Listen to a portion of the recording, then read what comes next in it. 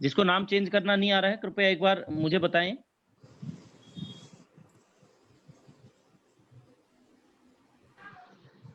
जिनको नाम बदलने में, अपना नाम परिवर्तित करने में समस्या आ रही है। चलिए प्रारंभ करते हैं, अब ये कथा बाद में करते रहेंगे, ठीक है। जी जी। ओम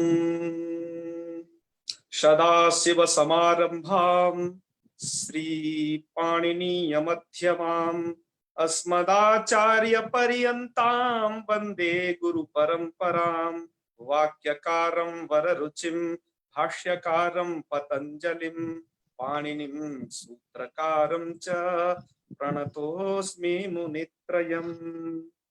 सर्वेभ्यो नमो नमः। सर्वेषां पुनरेकवारमत्र स्वागतम्। कल हमने आभ्यंतर प्रयत्नों के विषय में पढ़ा था,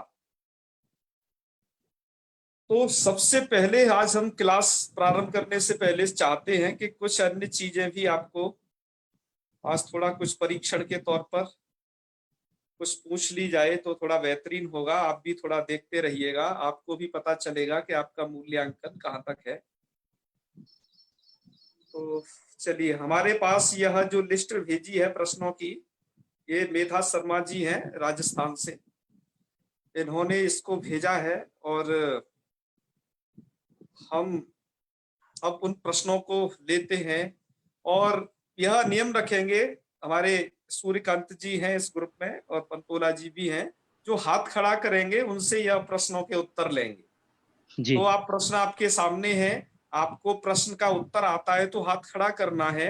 हम प्रयास करेंगे कि आपके इन प्रश्नों का उत्तर लिया जाए और एक व्यक्ति एक बार दे लेगा तो प्रयास करेंगे कि औरों का नंबर आ जाए। तो यह एक प्रश्नों की एक तरीका है। तो सबसे पहला प्रश्न आपकी स्क्रीन पर ये रहा। सबसे पहला है लघु सिद्धांत कौमुद्या लेखकः कः। जी बिल्कुल पहला प्रश्न इसको हम लेते हैं संजय जैन जी से। संजय जैन जी। सानिया जैन। आचार्य वरदराज। हाँ, आचार्य वरदराजा, वेरी गुड, बहुत अच्छे, बहुत अच्छे, धन्यवाद। हाँ जी, हाँ जी। और दूसरा प्रश्न है अब, कति माहेश्वर सूत्राणी, माहेश्वर सूत्र कितने हैं? जी ये हर्ष मिश्रा जी बोलेंगे। हर्ष मिश्रा जी। जी 14 माहेश्वर सूत्राणी। बिल्कुल, 14 माहेश्वर सूत्राणी संति। बहुत अच्छे, बहुत अच्छे। अरे वाह, सब लोग विद्वान हैं हमारे जी। चलिए तीसरा प्रश्न है, पाणिनेः मतानुसारम कति प्रत्याहाराः। राजमणि उपाध्याय जी। द्विचत्वारिंशत्। हाँ, द्विचत्वारिंशत् अर्थात 42 प्रत्याहार हैं पाणिनि के मत में। बहुत अच्छा, बहुत अच्छे, बहुत अच्छे, शाबाश। और चौथा प्रश्न है, इत संज्ञा विधायकम सूत्रम किम। बिंदु, बिंदुलता। बिंदुलता नहीं है क्या? अमर कुमार जी। इस सर अमर कुमार 6 है, 6 नहीं, इत संज्ञा विधायकम सूत्रम किम, उसका नाम बताना है। अच्छा, नाम क्या है सूत्र का? इसका सूत्र हलंत्यम हो जाएगा। अरे वाह, बहुत अच्छे, बहुत अच्छे, वेरी गुड। सर 5 और उसका है नाम। जी जी, हलंत्यम सूत्र है वह, विद संज्ञा विधायक। बहुत अच्छे, बहुत अच्छे। अरे वाह, आप तो अब विद्वान बनते जा रहे हो। ठीक है, चलिए आगे। अब पांचवा क्वेश्चन है, अ इति वर्णस्य कति भेदा। इसके भेद कितने होते हैं? संदीप अभी टोटल बताने हैं। 18। हाँ, किन्होंने बताया? अभिजीत जी हैं। अभिजीत जी, 18 आप मुझे गिनवा भी सकते हो क्या इसके? हाँ, गिनवा सकता हूँ ना। तो बताइए, बहुत अच्छा मुझे लगेगा। सिर्फ अभी जो ह्रस्व दीर्घ और प्लुतो रहता है वो, यस यस, उसमें उदात्त, अनुदात्त और स्वरित। बहुत अच्छे। हाँ, इस तरह से वो 18 होते हैं। अभी एक एक बताने के लिए थोड़ा सा ये लगेगा, लेकिन बता सकता हूँ मैं वो पूरा। अरे ना, बहुत अच्छे। चलो आप प्रयत्न करिएगा इसी तरीके का बताना है आपको, ठीक है। जो 18 भेद बता सकते हैं वो अपने आप को अनम्यूट कर लें। वो जो अनुनासिक, अनुनासिक और अनुनुनासिक। संदीप मिश्र जी बोल रहे हैं शायद। हाँ जी, हाँ जी आचार्य जी। हाँ हाँ जी, संदीप जी बोलें। यस, जी, आ के अष्टादश भेद होते हैं, हाँ हाँ जी। बिल्कुल बताइए। जिसमें ह्रस्व उदात्त अनुनासिक होता है हाँ हाँ, और ह्रस्व उदात्त अननुनासिक होता है। बहुत अच्छे, बहुत अच्छे। ह्रस्व अनुदात्त अनुनासिक जी जी और ह्रस्व अनुदात्त अननुनासिक, जी, फिर ह्रस्व स्वरित अनुनासिक और ह्रस्व स्वरित अननुनासिक। हाँ हाँ, इसी तरह से दीर्घ के भी भेद होते हैं। दीर्घ के भी कर लेंगे, प्लुत के भी कर लेंगे, बहुत अच्छे, बहुत, इतना ही पर्याप्त है। अब मैं समझता हूँ आप जानते हैं। जी जी आचार्य जी, धन्यवाद। बिल्कुल, बहुत जिन्होंने बहुत एक बार धन्यवाद उत्तर आपको, बहुत बहुत जिन्होंने एक बार धन्यवाद। उत्तर दे दिया है वे लोग हाथ नीचे कर लीजिए कृपया। हाँ, अगला 6वां प्रश्न है, प्लुत वर्णस्य कति मात्रा? जी ये शिवम पांडे जी बता सकते हैं क्या? शिवम पांडे या त्रिमात्रा है? 3 मात्रा। हाँ, त्रिमात्रा, बहुत अच्छे शिवम पांडे जी को बहुत बहुत धन्यवाद। जी तो 6 तक हो गए थे ना आपने? हाँ, अब जी 7वां क्वेश्चन। 7वां है कि वस प्रत्याहारे कति वर्णाः? प्रिया श्रीवास्तव जी ग्वालियर। हाँ जी, बस इस प्रत्याहार में वर्ण आपको बताने कितने हैं? एक बार रिपीट कर लीजिए कौन सा प्रत्याहार? 7वें नंबर पर लिखा हुआ है बस प्रत्याहारे कति वर्णाः? चत्वारि चत्वारि चत्वारि, कौन कौन से? ब ग ड द। अरे वाह वाह, वेरी गुड। ये उत्तर किन्होंने दिया है? ये अभिजीत जी हैं लग रहा है। अभिजीत मसनारे। अरे अभिजीत जी, भगवान पुनः पुनः आप औरों को भी नंबर आने दें, सब लोग बोले, हमें और अच्छा लगेगा। सब जी। लोग, सबकी भागीदारी हमें चाहिए। राजमणि जी हाथ नीचे कर लीजिए, जिनका एक बार हो गया है कृपया वो लोग ना हाँ। बोले। 8वें नंबर पर लिखा हुआ है लोप संज्ञा विधायकम सूत्रम किम? ये बोलेंगे दिलीप शर्मा जी। अदर्शनम लोपः तस्य लोपः हाँ, थोड़ा एक बार से और। फिर से। तस्य लोपः लोप संज्ञा विधायकम सूत्रम, तस्य लोपा है, तो ये उत्तर सही नहीं है। अदर्शनम लोपः होगा। अरे अदर्शनम लोपः तस्य लोपः, लोप अदर्शनम करके लोपः देता है, और अंकित लोप जी- संज्ञा करने अंकित के जी- लिए अदर्शनम लोप। अदर्शनम लोपः। यस। चलिए, 9वां प्रश्न है आपके सामने, प्रत्याहार विधायकम सूत्रम किम? बिंदुलता बिंदु। सर आदित्यंतेन सहित। यस, बहुत अच्छे, बहुत अच्छे। कौन आदित्यंतेन बोले? संहिता से हम 42 प्रत्याहार बनाते हैं, ठीक जी। है ना? बहुत अच्छे, बहुत अच्छे। 10वां लास्ट क्वेश्चन, कति आभ्यंतर प्रयत्नाः? ये वैष्णवी बिहार से। बोलिए, वैष्णवी जी। कति आभ्यंतर प्रयत्नाः? इला पारिक आभ्यंतर बीकानेर। प्रयत्नों की संख्या कितनी है? आद्य पंचधा, आभ्यंतर प्रयत्न पंचधा। हाँ, पंचधा। बहुत बहुत अच्छे, बहुत अच्छे। आप सभी को सभी अच्छा बहुत कर रहे बहुत हैं। मंगल कामनाएं। आप लोग भी मुझे कुछ क्वेश्चन भेज सकते हैं इसी तरीके से। हम प्रयास किया करेंगे कि आपके क्वेश्चनों को यहाँ पर डिस्कशन के रूप में लेकर के, अर्थात कुछ इस तरीके से उन्हें आगे बढ़ाया जाए, ठीक है ना? जी आप बहुत भी अच्छा। संस्कृत निष्ठ रूप से कुछ प्रश्न भेजें, हम आपके प्रश्नों को इसी तरीके से लोगों से पूछेंगे समय उचित मिलने पर। जी तो अब पढ़ते हैं अग्रिम पाठ की तरफ। हम आभ्यंतर प्रयत्नों में चल रहे थे, आप उन्हें ध्यान से पांचों फिर प्रयत्नों देखें। के नाम बताती हूँ। बिल्कुल बिल्कुल, अब वही बताने जा रहे हैं। जी जी, आप अब म्यूट कर लीजिएगा सब लोग। हाँ हाँ, ध्वनि म्यूट कर लीजिए। आइए अब आभ्यंतर प्रयत्नों पर पहुंचते हैं।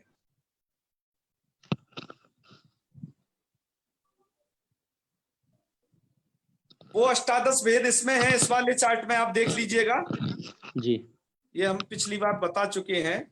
सवर्ण संज्ञा बता दी है, उच्चारण स्थान आपको वर्णों के आने चाहिए। इनसे संबंधित भी आप प्रश्न बना सकते हैं और हमें भेज सकते हैं। अब आइए, कुछ आभ्यंतर प्रयत्नों की कल हमने थोड़ा चर्चा की थी, थोड़ा जल्दबाजी में कर ली थी क्योंकि समय का अभाव होने के कारण, और हम उन्हें सही तरीके से अब आप लोगों के सामने करने जा रहे हैं। उस चर्चा को एक बार से फिर कंटिन्यू, ठीक है जी। तो क्या है, आइए एक बार इसको थोड़ा जूम करके आपको दिखाते हैं। हमने आपको अभ्यंतर प्रयत्नों के बारे में बताया था कि अभ्यंतर प्रयत्न वह होते हैं कि वर्ण की उत्पत्ति से पूर्व हमें कुछ यत्न करना पड़ता है। उन ऐसा जो प्रयत्न होता है उसको अभ्यंतर प्रयत्न कहते हैं। तो अभ्यंतर प्रयत्न यह हो गया। मूल रूप से देखो, एक चीज है यत्न। यत्न दो तरीके का हुआ था, नंबर एक अभ्यंतर और दूसरा हुआ था बाह्य। तो ये दो भेद थे। अब अभ्यंतर कौन होगा? जो वर्ण की उत्पत्ति से पहले होगा वो अभ्यंतर होगा। और बाह्य क्या है? बाह्य से मित्रों कई बच्चे यहाँ पर ये समझते हैं कि कुछ वर्णों के उच्चारण करने में प्रयत्न बाहर से करना पड़ता है। ऐसा बिल्कुल नहीं है, बाहर से कोई यत्न नहीं करना पड़ता। इनको बाह्य इसलिए नहीं कहा जाता है कि क्योंकि वर्ण के बाहर से क्या प्रयत्न होगा? जो भी प्रयत्न है सब आपके शरीर के अंदर विद्यमान है वर्ण के उच्चारण में।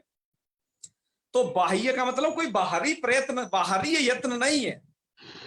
तो क्या है यहाँ पर? ये बाह्य का मतलब यह है कि वर्ण का उच्चारण जब आप करते हो तो शुरुआत में हो गया अभ्यंतर है, शुरुआत वाला प्रयत्न। और जो आपका यह प्रयत्न हुआ अर्थात वर्ण की उत्पत्ति, अर्थात लास्ट स्टेज में जिससे वर्ण जाकर के उच्चरित हुआ, लास्ट स्टेज में जाकर के वर्ण ने अपना फाइनली रूप लिया, तो वह लास्ट में जो यत्न है वर्णोत्पत्ति के अनंतर। अनंतर का मतलब वर्णोत्पत्ति समाप्त हो गई उसके बाद नहीं, क्योंकि वर्णोत्पत्ति के समाप्ति पर भी कोई यत्न नहीं है। वर्ण उत्पत्ति की समाप्ति से पूर्व जो यत्न है उसे आप बाह्य यत्न समझोगे। और एक बात याद रखिएगा, आभ्यंतरों को कहते हैं प्रयत्न। ध्यान दीजिए, आभ्यंतरों को कहते हैं प्रयत्न और बाह्यों को कहते हैं सिर्फ यत्न। यह दोनों में यह भी भेद समझिएगा। तो आइए चर्चा करते हैं आगे की। तो आभ्यंतर प्रयत्न 5 प्रकार का बताया था, पंचधा आज से प्रश्न भी किया था। वो 5 प्रकार ये रहे, आप थोड़ा इन्हें याद कर लीजिएगा, आपको संधि में काम आएंगे ये। तो स्पृष्ट, ईसत, स्पृष्ट, ईसत, विवृत और विवृत और संवृत भेद से, भेदात अर्थात भेद से यह 5 प्रकार का है। अच्छा, अब आइए समझते हैं इसमें पहला वाला जो ये स्पृष्ट है, ये किन किन वर्णों का होता है ये प्रयत्न, तो इसको समझने की कोशिश करते हैं।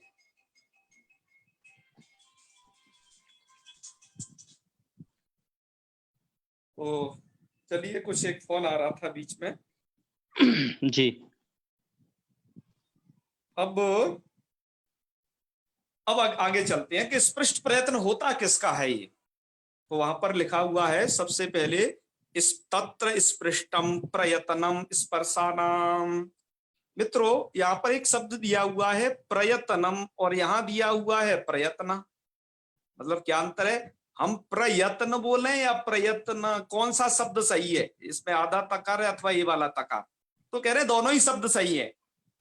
जो अर्थ इसका है इस वाले शब्द का, वही इस वाले शब्द का है, अतः पर्याय शब्द यूज किए गए हैं ये, ठीक है ना आप लोग? इसलिए वो मत वो मतलब चिंता में पड़ जाओ कि कैसा लिख दिया है, शायद ये गलत हो सकता है, ऐसा नहीं है, दोनों ही शुद्ध हैं। चलिए, तो तत्र स्पृष्टम प्रयत्नम स्पर्शानाम। स्पृष्ट जो प्रयत्न होता है वो स्पर्श वर्णों का होता है। अरे जी, स्पर्श क्या होते हैं?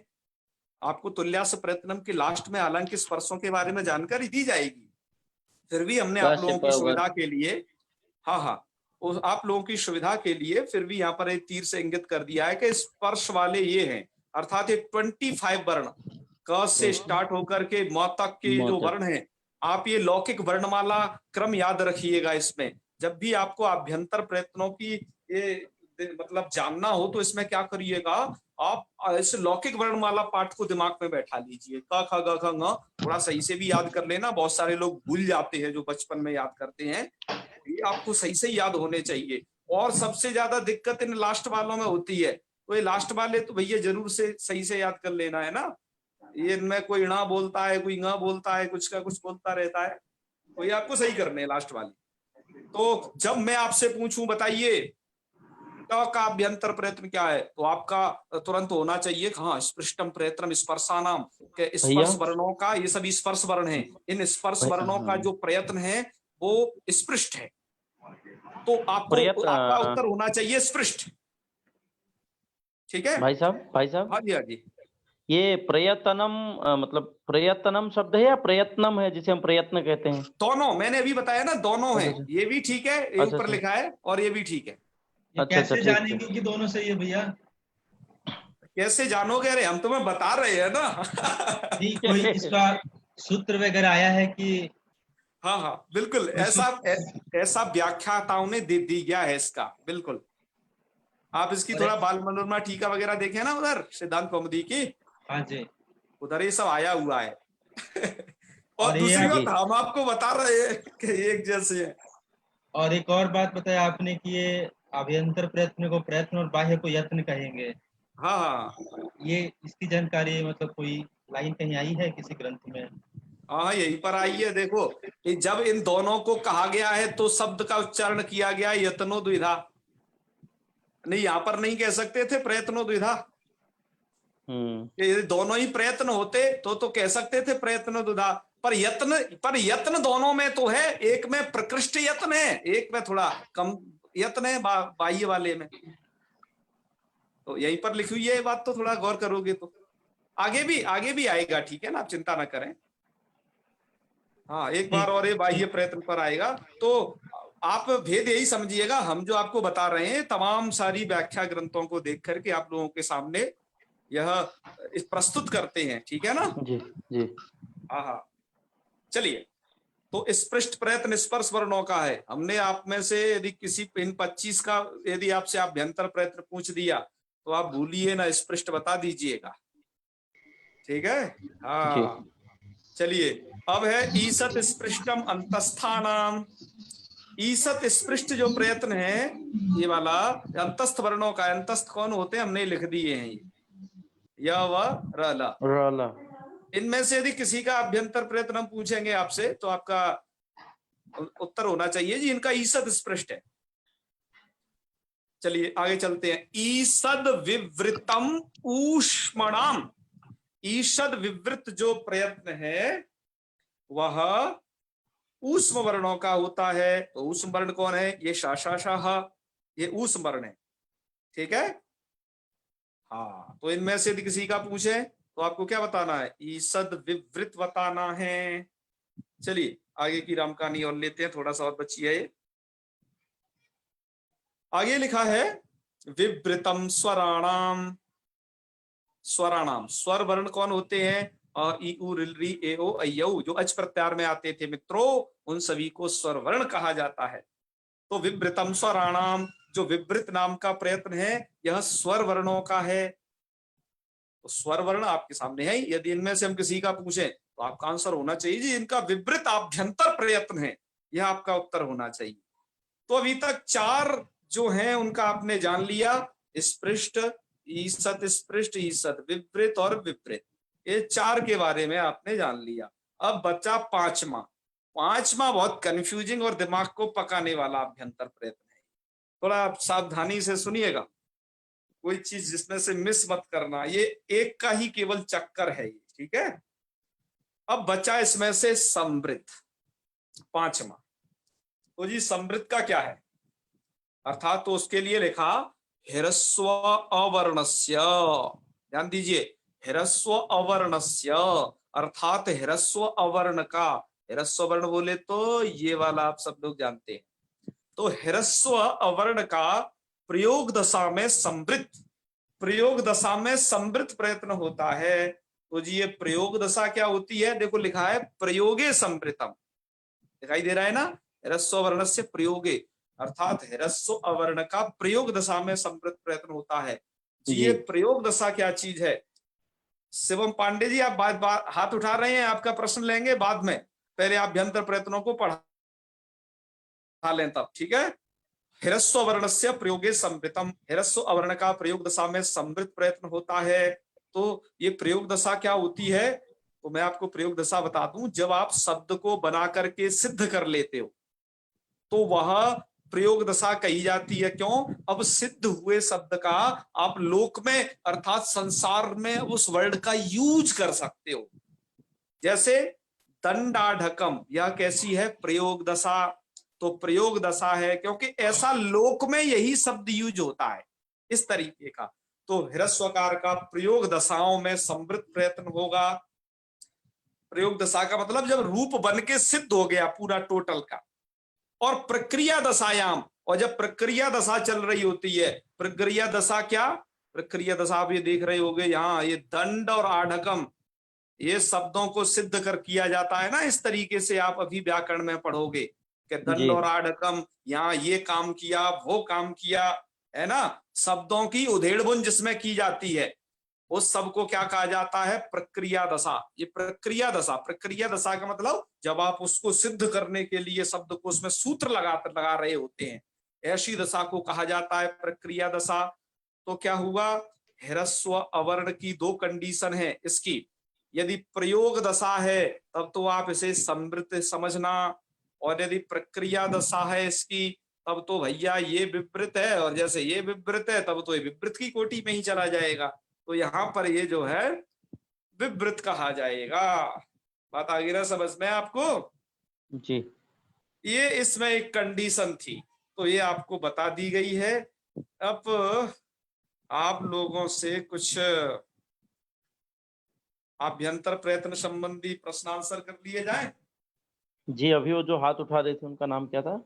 हाँ, अब हाँ आपको दिक्कत हो तो पहले आप कर लो, नहीं फिर हम कर लेते हैं। जी, हाँ बताइए बताइए। उनको भी था एक, कोई वो हाथ उठा रहे थे, नाम भूल गया मैं। हाँ बिल्कुल, शेख शिवम पांडे जी थे, एक विश्वभूषण हाँ, जी थे। शिवम पांडे जी ही थे। वो गलती से टच हो गया था भाई साहब। अच्छा अच्छा, कोई बात नहीं। कोई बात नहीं, तुम ऐसे प्रयास करते रहो कुछ गलती से, है ना। वैखरी जी हैं, वैखरी जी, ये कुछ पूछना चाह रही हैं। पूछिए। आचार्य जी नमस्ते। नमस्ते। ये नहीं समझ में आया, ये जो यहाँ लिखा है प्रक्रिया दशायाम तु विवृतमेव, तो अच्छा। आपने जो अभी बताया कि जो सिद्ध करने के लिए उसका उपयोग होता है, हाँ तो वो फिर से एक बार स्पष्ट कीजिए, वो नहीं पता चला। अच्छा, वो पता नहीं चला, कोई बात नहीं। और एक बात और आपको बता दें, यदि आपको शुरुआत में ये ह्रस्व वर्ण का समृद्ध विपरीत पता नहीं चले ना तो घबराने की कोई बात नहीं है। बहुतों को ये सिद्ध करने शुरुआत में के लिए समझ में तो नहीं इसका अर्थ आएगा। क्या है? आपने जो कहा कि ये सिद्ध करने के लिए जो सूत्र हम उसका उपयोग करते हैं सूत्रों का, जी तो जी। ये नहीं, थोड़ा स्पष्ट नहीं हुआ है, इसका अर्थ अच्छा, क्या है? कोई उदाहरण अगर आप दे सकते हैं, जैसे ऊपर उन्होंने दिया है मैंने उसमें उदाहरण आपको दिया था। हाँ, वो दंड आढ़कम उसमें दिया है, लेकिन और अगर कोई है तो थोड़ा और स्पष्ट हो जाएगा। और दूसरा उदाहरण अगर कोई बताया। अच्छा, दूसरे और उदाहरण दे। आपको इस चीज की लघु सिद्धांत कौमुदी में उतनी आवश्यकता पड़ने वाली है नहीं, पहली बात। और जो आपको उदाहरण दिया है ह्रस्व अवर्ण के प्रयोग दशा में समृद्ध और विपरीत का, वो एक बहुत प्रसिद्ध उदाहरण होने से हमने आपको दिया है। आपको इसमें दो चीज पहले समझनी होगी, उसे आप समझिए। सबसे पहले प्रयोग दशा क्या होती है और प्रक्रिया दशा क्या होती है, जो आपके किताब में लिख रहा है। हाँ। ठीक है। तो प्रयोग दशा का मतलब होता है शब्द की सिद्ध अवस्था, जब शब्द सिद्ध हो चुका है। अच्छा। यस, शब्द की सिद्ध अवस्था प्रयोग दशा कही जाएगी। सिद्ध अवस्था जैसे मैंने एक उदाहरण दिया था, दंडाडकम, है ना, दैत्यारी, विद्यालय, भोजनालय, इस प्रकार के आप शब्द जो सिद्ध कर लेते हो, शुद्धिपास्य, प्रत्येकम, मध्वरी, धात्रंस, तद्यत्र, ये बहुत प्रकार के शब्द आपने सिद्ध कर लिए। सिद्धावस्था का मतलब है कि अब आप इन शब्दों का अपनी भाषा में प्रयोग कर सकते हो। अतः ये शब्द, ये सभी क्या है, सिद्ध कोटि में आ जाएंगे। तो सिद्ध का ही दूसरा पर्याय है प्रयोग दशा, के आपके वर्णों की प्रयोग दशा है। बात आ गई समझ में? अच्छा, तो ये मैंने आपको बहुत सारे उदाहरण प्रस्तुत किए। इन सब जगह क्या होता है, सिद्ध अवस्थाओं में जो आपको अ दिखाई देगा ना, ये वाला ह्रस्व अ, आप इससे बिल्कुल समझ लीजिएगा ये वो समृद्ध है। यदि प्रयोग दशा है तब आप इसको क्या समझना कि ये समृत है, समृत, ठीक है। जी। अच्छा, और प्रक्रिया दशा क्या है? प्रक्रिया दशा है ये, जैसे आप कोई शब्द सिद्ध कर रहे हो, तो जैसे हमने यहाँ पर दंड प्लस आढ़कम, अब यहाँ पर ये सूत्र लगा, उससे ये हो गया, वो लगाया, तो ऐसी कंडीशन बन गई। यह जो एक शब्द की आप सिद्धि कर रहे हो, एक रूप का निर्माण जो कर रहे हो, ऐसी अवस्था में क्या होगा, आपको दंड में जो अ दिखाई दे रहा होगा, ड में दो चीज है, ड में एक ड है प्लस आ है, तो यहाँ पर जो आपको ड में जो अ दिखाई दे रहा है, इसका क्या प्रयत्न आपको बोलना है? इसका प्रयत्न होता है विवृत। विवृत। इसका प्रयत्न क्या बोलना है आपको? आभ्यंतर प्रयत्न विवृत। विवृत। और आपको ये बात अभी ऐसे ही समझनी होगी जैसे हमने बताई है। इस विषय में अभी कोई बहुत ज्यादा जिज्ञासा मत करिएगा, इस पर नहीं, पूरी अभी बात हो गया, स्पष्ट हो गया। स्पष्ट हो गया होगा। हाँ। अब इसमें ये नहीं आपको ये कहना है कि इसका विवृत ही क्यों होता है, इसका समृत ही क्यों होता है। ऐसा कहोगे तो हमें बहुत ज्यादा व्याख्यान आप लोगों के समक्ष करना पड़ेगा, जिससे बहुत लोगों के वो सर के ऊपर से गुजर सकता है। अतः आप अलग से पूछ सकते हैं, जिनको ज्यादा जिज्ञासा है हम उनके लिए मना नहीं करेंगे, पर वो लोग इतना, आप लोग इतना तो समझिएगा, इतना तो आपको समझना होगा यहाँ पर थोड़ा है, इस पंक्तियों को जानने के लिए। हालांकि लक्कौमुदी में इसकी बहुत ज्यादा आपको जरूरत नहीं पड़ेगी, आप समझोगे। अभी इस पंक्ति को समझने के लिए आपको ही समझना है। तो चलिए, आप समझ गए होंगे। जी। बताइए भी प्रश्नों को। हाँ, ये हर्ष जी हैं, हर्ष मिश्रा जी। जी जी बताइए। हाँ जी गुरुदेव, आपने बताया कि प्रयोग दशा में जो भी वर्ण और जो होते हैं वो सभी सिद्ध होते हैं। हाँ हाँ।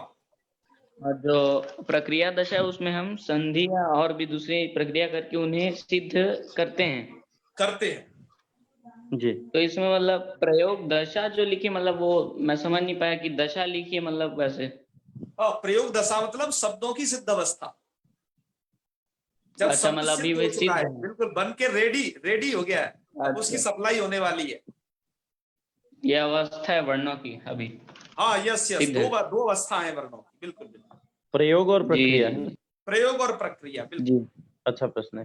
जी, दिगंबर धन्यवाद। रतुड़ी जी। गुरु जी प्रणाम। हाँ, हर हर महादेव। कहिए दिगंबर जी। गुरु जी, यहाँ ईषद ये विपरीत जो शब्द हैं, हाँ हाँ हाँ बिल्कुल। तो गुरु जी इन्हें ऊष्म वर्ण क्यों कहा गया सर? गुरु जी समझ में नहीं आ रहा।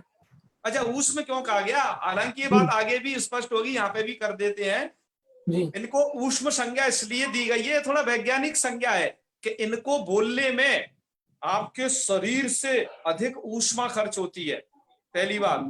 और जब आप इनको ज्यादा बोलते हो ना, तो ऊष्म का मतलब क्या होता है? कुछ गर्म, ऐसा ही होता है ना कुछ जी। आप इन वर्णों का बहुत ज्यादा उच्चारण करोगे ना ठंडी में, तो गर्मी लगाएगी। ये भी एक प्रैक्टिकल हो चुका है। श श श ह, क्योंकि ये एक तो सबके सब महाप्राण है, ज्यादा बोलने पड़ेंगे आपको जी। अतः कुछ मंत्रों में क्या होता है, श श श का प्रयोग होता है कुछों में, उनमें शक्ति जागृत करने के लिए जी। और देखा जाता है। एम ह्रीम में तो आपने ह्रीम पढ़ा, तो वहां पर ये ऊष्म वर्ण डाला गया है, ये शक्ति का संचारक है, ये ऊष्म होता है, ठीक है ना जी। हाँ धन्यवाद। बिल्कुल बिल्कुल।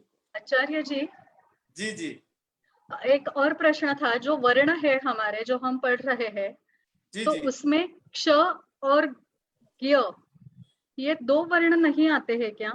जैसे क्षत्रिय हम बोलते हैं। अच्छा अच्छा, ठीक ठीक। ज्ञान। हाँ हाँ, बहुत अच्छे, आपका प्रश्न बहुत अच्छा है। क्या नाम है आपका? जी वैखरी कुलकर्णी। अच्छा वैखरी जी, ठीक ठीक। हाँ, आपके तो प्रश्न हमें आते रहते हैं। आप ग्रुप में से कुछ लोगों के तो प्रश्न हमें निरंतर आते रहते हैं, और बाकी और लोग जो प्रश्न नहीं कर रहे, वो सावधान हो जाइए, उनसे हम प्रश्न अब करने वाले हैं। आगे की क्लासों में उनसे हम प्रश्न किया करेंगे। हमें चाहते हैं, जब तक आप प्रश्न उत्तर नहीं करोगे, आप कैसे समझोगे सही विषय को? तो ये दो वर्णों के बारे में प्रश्न दो व्यक्ति नहीं करते, एक तो जो ज्ञानवान है वो पूरा सब कुछ आ चुका है, या फिर आपको समझ नहीं आ रहा तब नहीं प्रश्न करोगे। तो ये दो आपका प्रश्न ये था, वो क्षेत्रज्ञ क्या चीज है? वो क्षत्रज्ञ क्ष जो है, क्ष और ज्ञ। हाँ मैं समझ गया। देखिए ये चीज है, वो एक तो आपका वर्ण है ये वाला, जी। और एक है ये वाला, है ना, नहीं नहीं, समझ लीजिए। हाँ बिल्कुल। हमने सबसे फर्स्ट क्लास में एक वर्णमाला दिखाई थी, उसमें हाँ 20 वर्ण हमने संयुक्त अक्षर बताए थे, अर्थात वो 2 वर्णों के संयुक्त से बनते हैं। ओ हाँ, सबसे फर्स्ट क्लास में याद करिएगा। हाँ बिल्कुल। और वो हमने उस दिखाया भी था। वर्णमाला में वर्णमाला को हा तक रखा है, सा श श हा तक रखा है। आगे वर्ण हमने उसमें मोटे अक्षर में नहीं लिख रखे हैं। क्यों? क्योंकि संयुक्त वर्णों की संख्या तो बहुत सारी है जी। 20 तो हमने वो दे दिए जो बहुत ज्यादा प्रयोग होते थे। संयुक्त वर्ण तो बहुत सारे हो सकते हैं। तो क्षात्रा क्या है, ये भी सबके सब संयुक्त वर्ण है, ये 2-2 वर्णों के संयुक्त से मिले हुए हैं। अच्छा, और इसकी एक जानकारी हम ळ सब्जी करके प्रकरण भी में है। भी आपको दे देंगे। जी जी, ळ जैसे ये ळ करके एक वर्ण है जो मराठी में आता है। हाँ, वो इधर नहीं यूज होता है, वो इधर नहीं है। अच्छा। हाँ, वो वेद की कुछ संहिताओं में मिलता है, जैसे अग्निमीणे पुरोहितम। अच्छा, वो वेद की संहिताओं में उपलब्ध होता है, और वेद के बहुत सारे सिंबल लौकिक संस्कृत में नहीं है, आप ये भी समझिए। अच्छा जी। ठीक है, यस, धन्यवाद। हाँ हाँ। अमर कुमार जी। जी महोदय, नमो नमः आचार्य नमो महोदय। नमः, वदतु। महोदय, ये मेरा सवाल है कि अवर्ण और वर्ण में अंतर क्या, कि मतलब किसको बोलेंगे, अवर्ण क्या किसको क्या? बोलेंगे, वर्ण किसको बोलेंगे? वर्ण वर्ण और अवर्ण वर्ण दोनों में और अंतर अवर्ण। है। जी। वर्ण का मतलब सभी वर्ण, और अवर्ण का मतलब केवल अ नाम का वर्ण। क्यों जी? महोदय, उदाहरण अब अ जो रहेगा उसको बोलेंगे हाँ, हाँ। वर्ण, लिखा और जो दीजिए, ब्लैक बोर्ड में और लिख के जो समझा दीजिए। महोदय अ से जो विपरीत रहेगा, जो व्यंजन वर्ण को मतलब बोलेंगे क्या, जी जी, अवर्ण? समझा रहे हैं, 1 मिनट। हाँ, 1 मिनट रुकिए, सुनिए सुनिए, आपका प्रश्न समझ आ गया। देखिए, जब हमने वर्ण बोला ना, जी तो वर्ण का मतलब है आपके सभी के सभी, चाहे वो स्वर है व्यंजन है, टोटल जी 42 वर्ण या जितने भी मानते हो 43, वो सबके सब। ठीक है, वर्ण का मतलब ये है। चलो, प्रिया श्रीवास्तव जी ने उत्तर दे दिया है उनको, बहुत अच्छे। और दूसरी चीज क्या होती है, आपने बोला अवर्ण, तो अवर्ण आपकी जानकारी के लिए कुछ और मैं बोल देता हूं, ई वर्ण, और एक और बोल देता हूं उवर्ण। तो इन सबका मतलब क्या है? इन सबका मतलब ये है, अवर्ण का मतलब अ नाम का वर्ण, केवल अ। ई वर्ण मतलब ई नाम का वर्ण बस सिर्फ। जी बिल्कुल का उवर्ण का मतलब उ नाम का वर्ण सिर्फ। तब आप समझ ऐसे गए महोदय, समझ गए महोदय, धन्यवाद। हाँ हाँ जी। बिल्कुल। तो हर्ष मिश्रा आगे जी, हर्ष मिश्रा जी। हाँ हाँ हाँ जी गुरुदेव, मैं उस समय ये पूछ नहीं पाया, जो इसमें ये दंड आडकम जो लिया दिखा है ना, हाँ, वो उसमें मतलब वो उसका एक उदाहरण है ना, कि कैसे इसमें सिद्ध कर रहे हैं और उसमें सिद्ध हो चुका है, कि कुछ और अरे है वो? अभी इसको आप मत पूछिए, संधि में बता देंगे आपको, अधिक जिज्ञासा होने पर जब अका सवर्णे दीर्घा पढ़ाएंगे वही समझ पाओगे इसे। जी जी अका जी, सवर्णे धन्यवाद। दीर्घे पर आप मुझे याद दिलाइएगा, वहां आपको बता। राजमणि उपाध्याय ये जी। प्रातः एक प्रश्न ये था मेरा, जी जी, कि विपरीत और समृद्ध को बताने के लिए दंडाटकम ही एक उदाहरण है कि और भी उदाहरण है इसके? और भी बन सकते हैं, पर ये प्रसिद्ध उदाहरण है, तो हमने लिया है। अच्छा अच्छा, दूसरा प्रश्न ये है, और मुझे ढूंढ के बनाने पड़ते, तो मैं सोचा कि वही दे दूं जो ज्यादा पहले चल रहा है। ढूंढ के कौन लाए, समय नहीं थोड़ा मिल पाता है कभी कभी। अच्छा प्रातः एक और प्रश्न ये है, जी कभी प्रश्न भी आया था, ये जो पूछ रहा हूँ, ये हाँ जो हाँ संयुक्ताक्षर हमारे वर्ण है, क्ष त्र ज्ञ स्र, ये सब पाणिनि जी ने जो ये वर्णमाला लिखे है, वर्ण समाम्नाय जो लिखा, उसमें इनको क्यों नहीं रखा, अलग से अरे किया जाता है? उनको क्यों रखेंगे भाई, वो तो वर्ण तो वही है ना, उनके संयोग से बन रहा है, इसलिए कोई अलग से वर्णांतर थोड़ा ही ना है ना। जो क्ष है, अभी प्रिया श्रीवास्तव जी ने लिखा था उसको कि वो क और श के संयुक्त से मिला है, तो वो तो क और स तो कह ही दिए हैं, अब संयुक्त को अलग से क्यों डालें? दरअसल वो क्या है, आपको लिपि के कारण अलग जान पड़ते हैं, वो इस लिपि के कारण वो आपको अलग जान पड़ता है। वास्तविक स्थिति तो उसकी वही है, इसको ऐसे ही बोलना चाहिए। वो लिपि भेद के कारण आप उन्हें अलग वर्ण समझ लेते हो, ये थोड़ा भ्रांति पैदा हो गई है। जी तो जी हमने जो आपको जो शुरुआत में वर्णमाला चार्ट भेजा था, उसे एक बार जल्दी जल्दी दिखा दिया था, एक बार आप महीनता से अवलोकन करें। उसको बनाने में 1 महीना लगा था। आप भी उसको बहुत गौर से पढ़ें, ग्रुप में भी जी। उसको भेजा जा चुका था। आप तो आगे थोड़ा चला लें, फिर आपके क्वेश्चन आंसर और बाकी अब भैया एक दो और हैं, टाइम भी हो रहा है, प्रश्न ही ले लीजिए। अच्छा तो अच्छा, हाँ कोई बात नहीं। अभिजीत मनसाले हैं या मनासले, जो मैं अभिजीत जी मसनाड़े मसनाड़े, हाँ जी जी।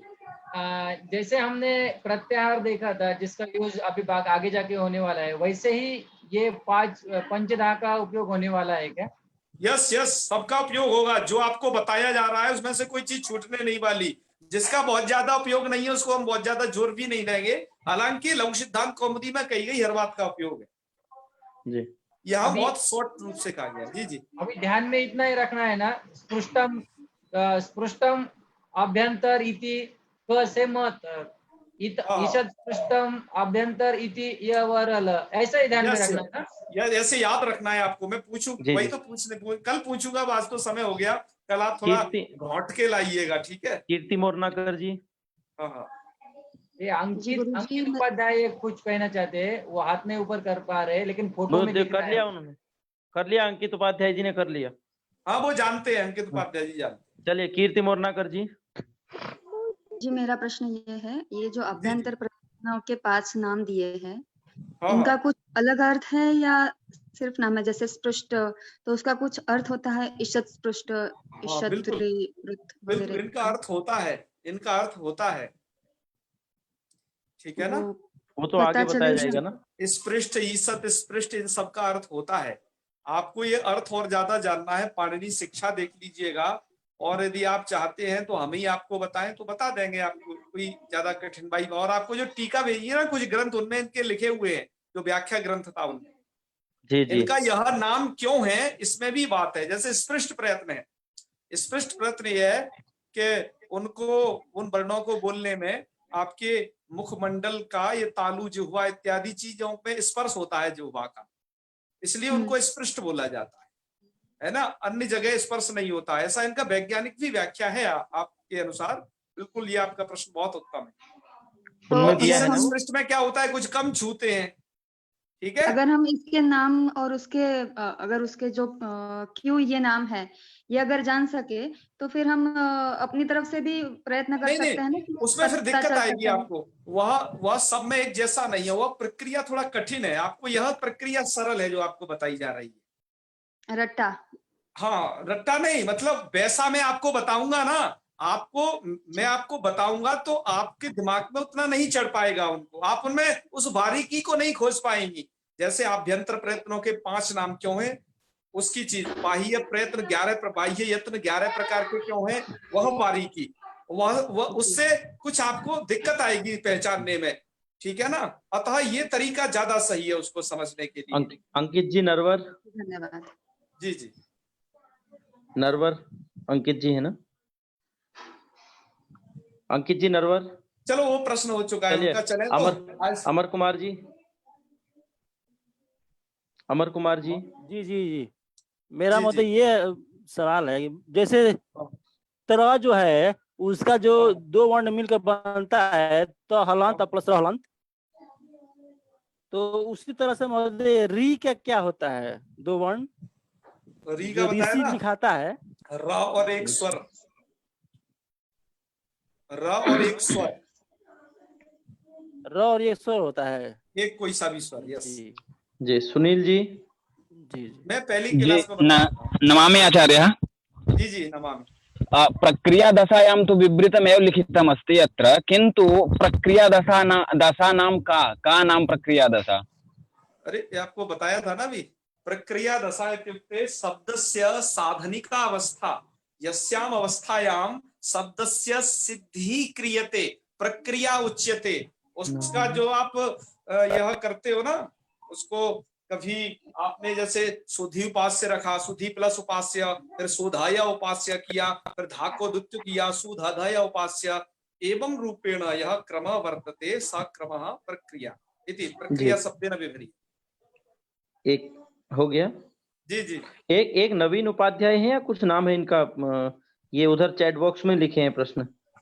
हाँ प्रश्न बता दीजिए उनका बस जो। चलिए प्रश्न ही बता देते हैं, बस आप फिर समापन करेंगे। इनका प्रश्न है कि अक्षर और वर्ण में क्या अंतर है? सूचना देनी है, थोड़ा ध्यान रखिएगा। जी जी।